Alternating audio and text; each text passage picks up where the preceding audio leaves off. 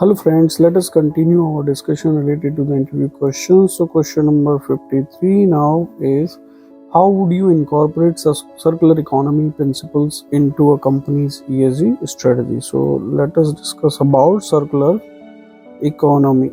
Okay, so the answer can be for this: incorporating circular economy principles involving designing products and processes that minimizing the waste, maximizing reuse, and ensure resources are recycled or repurposed. So we are talking about the reuse, okay, recycling and repurpose.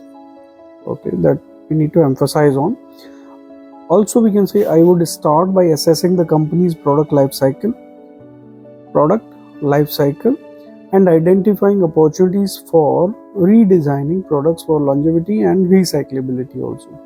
And this could involve shifting to renewable materials, and also implementing take back or recycling programs. Take back is one of the good examples, take back, and also fostering collaborations with suppliers who adhere to circular economy principles. The goal is to reduce the resource consumption while we are maintaining the economic growth also. Okay, so let's see next question now.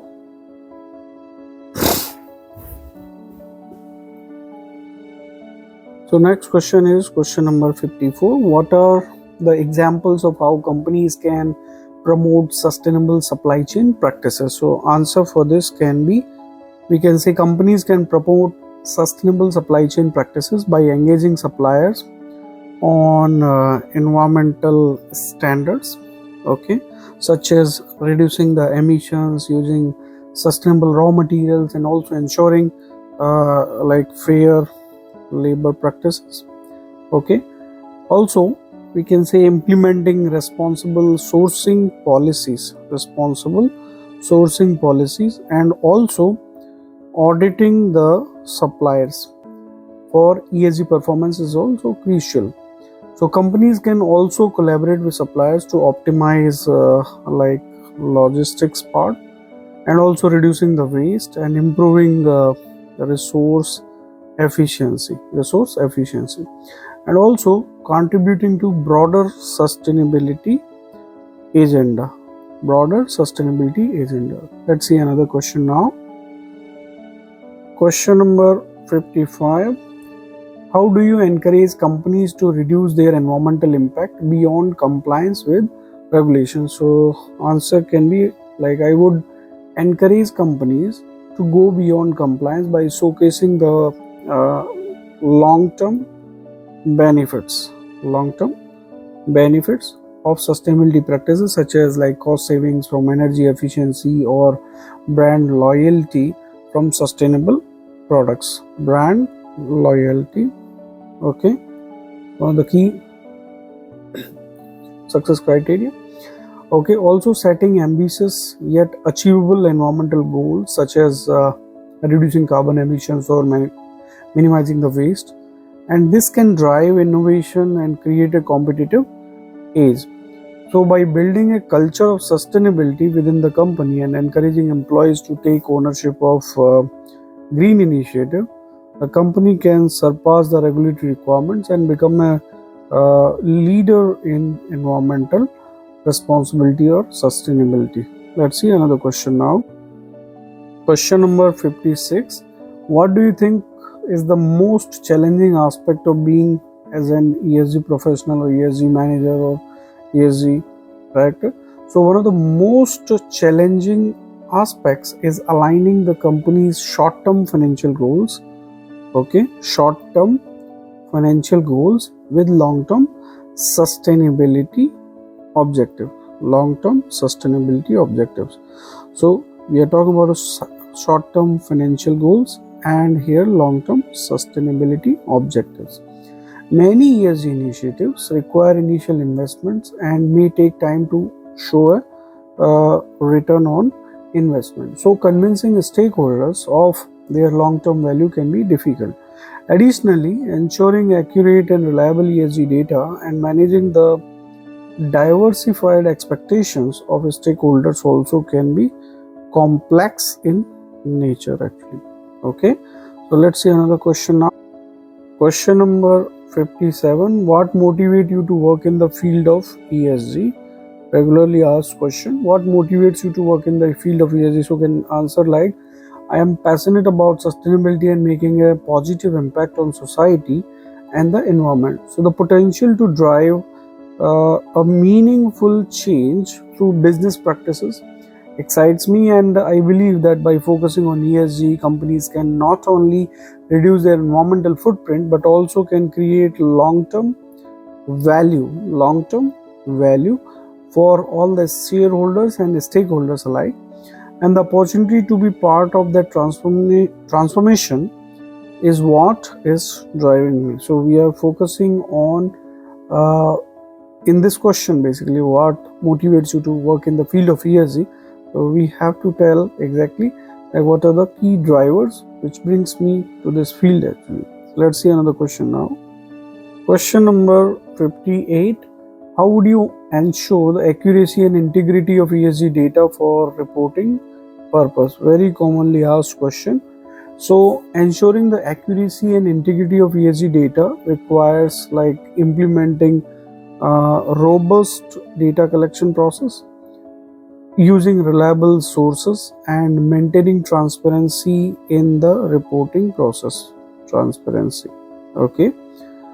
I would establish internal controls to validate the data, okay, and align with the international reporting standards such as like Global Reporting Initiative (GRI), Sustainability Accounting Standard Board (SASB), or Task Force on Climate-related Financial Disclosures like TCFD, and also regular internal audits, third-party reviews, and training programs for employees responsible for ESG data would further ensure data quality.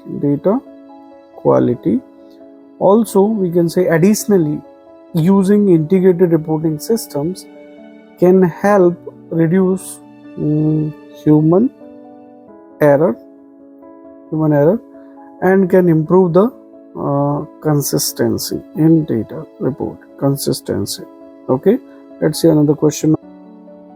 Next question is question number 59. How do you manage the evolving landscape of ESG regulations and reporting requirements? Evolving landscape of ESG, okay, regulations and reporting.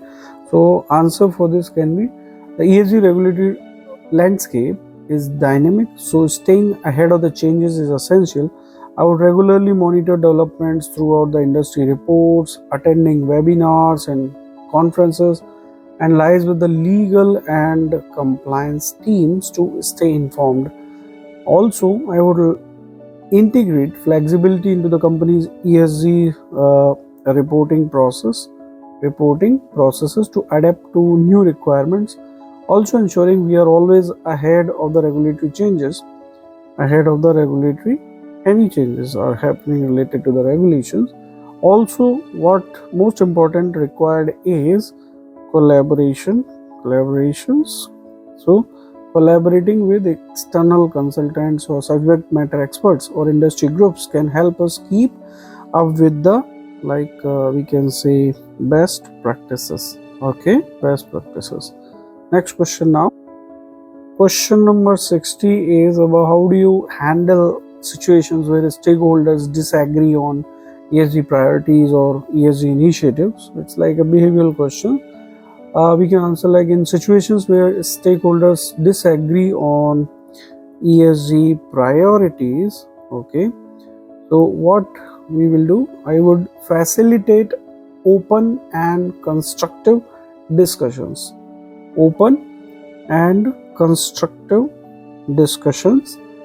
To understand each party's concerns and perspectives.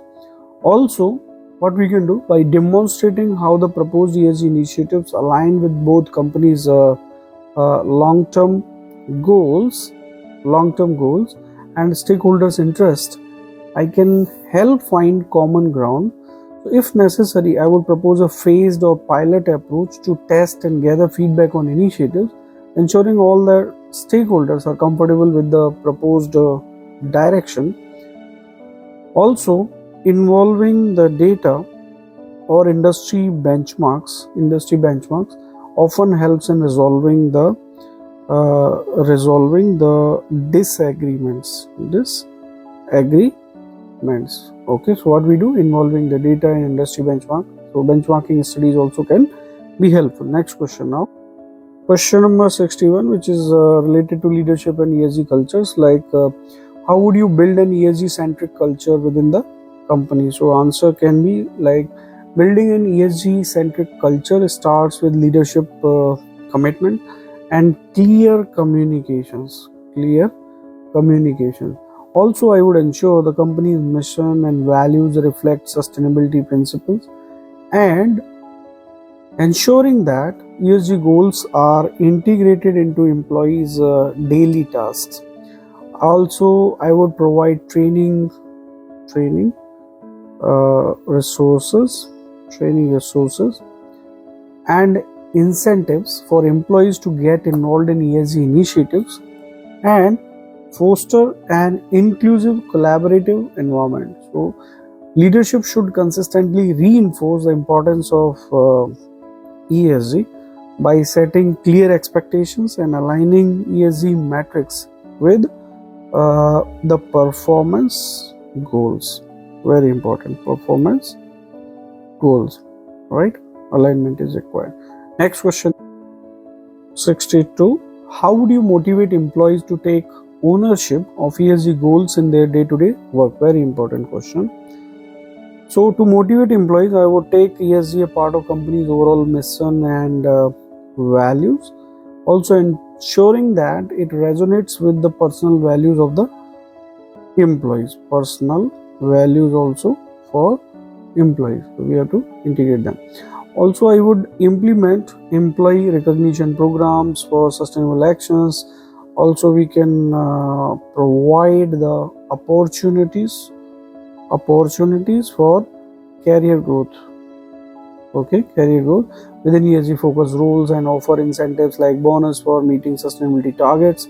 In addition, regularly communicating the impact of their work on companies' ESG goals, whether through internal newsletters, meetings, or reports, and this can help employees to understand the importance of their contributions in ESG. Okay, next question now. Question number 63 now. What's your leadership approach to manage ESG related projects across multiple teams or departments? So let's see the answer for this. My leadership approach for managing cross-functional ESG projects involving clear communication and setting the shared objectives. Very important, shared objectives, and also ensuring that each team understands its role in achieving the goals. I would also create project timelines, okay, establishing checkpoints, and also ensure regular progress update to track the results. Then fostering collaboration across departments like operations, legal, HR, finance, etc. It's essential to address the diversified aspects of ESG. I also believe in empowering team members by providing the resources, okay, and also autonomy needed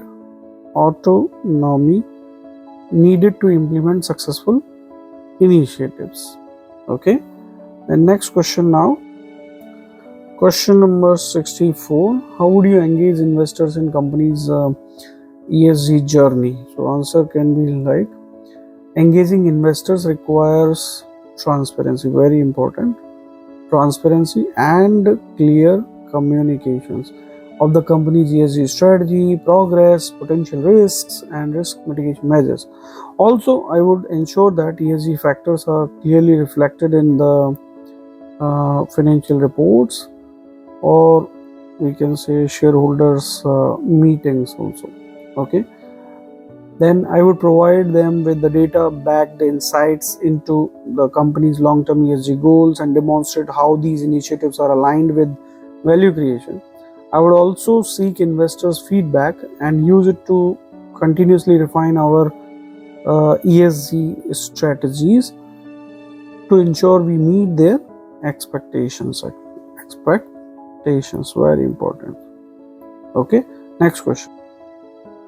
Question number 65. How do you engage with local communities and NGOs on ESG related issues? So very key stakeholder, local communities and NGOs. So answer can be engaging with local communities and NGOs is crucial to understand their concerns and aligning with the company's ESG reports with their needs. I would prioritize building partnerships with the local organizations that focus on environment protection, social equity, and community development. Also, regular dialogues required, okay, through town halls, community meetings, or collaborative projects that can help building the trust, okay. And also, we can partner with NGOs to co-create impactful projects like sustainability workshops or community development programs, okay, fostering the shared value. Okay, next question. Question number 66. What does the role of transparency play in ESG communication, and how do you ensure it's maintained? So answer can be like transparency is very fundamental in building the trust with the stakeholders and of course demonstrating a company's commitment to like ethical practices, okay. Also, I would ensure transparency by providing clear, accurate, okay, and detailed ESG reports highlighting both successes and areas where improvements are required. Also, consistent updates through annual reports, companies' websites, and public disclosures can keep stakeholders informed. Additionally, using recognized frameworks like GRI, TCFD, SASB, yeah, ensuring that ESG data is communicated in standardized, comparable, and credible manner. Okay, next question now. Question number 67. How can technology be used to advance a company's climate change goals? So answer can be like technology can be very pivotal in helping companies achieving climate change goals, okay. For instance, using AI to optimize energy consumption, blockchain to increase transparency in supply chains, or renewable energy technologies, so like solar, wind to replace fossil fuels in the operations. Data analytics tools, okay, that can help track, measure carbon emissions across the value chain, while predictive tools can model the potential environmental impact for future projects. It also integrating digital solutions, okay,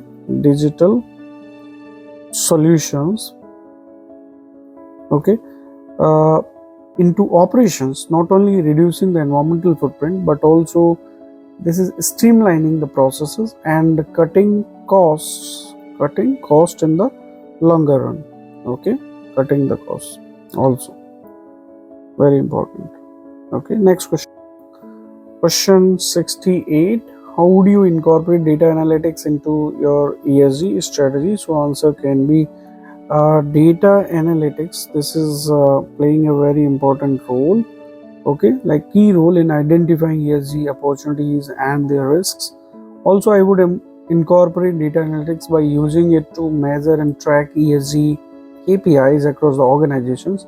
So for example, data on energy use, water consumption, waste management, employee engagement, this can be analyzed by detecting the trends, okay, optimize performance and also identify areas for improvement. Additionally, we can say advanced analytics. This can help predict future risks such as environmental compliance issues or supply chain disruptions, enabling proactive management of ESG challenges. Proactive management of ESG challenges. Next question. Next question is 69. How can ESG data be visualized for better decision making? So ESG data can be visualized using the very important dashboards and also like graphs, heat maps, okay, that highlight key performance indicators for stakeholders. Also tools like we can say Power BI and Tableau or custom reporting dashboards can also be used to present complex data in an easily understandable formats. So by using visualization, we can show trends over time like emission reduction progress, highlighting areas requiring attentions, regions with high environmental impacts, example, and provide stakeholders with clear insights,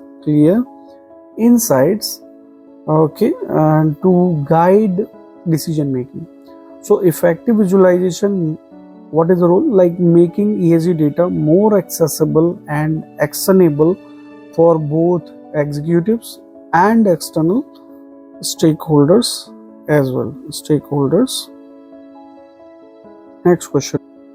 Question number 70. How do you keep up with the latest trend and best practices in ESG? Similar to like what we have seen for the ESG regulatory changes. So I stated stay updated with latest trends and best practices in ESG by regularly reading the industry reports and also like academic journals, and then news articles also plays very important role, okay.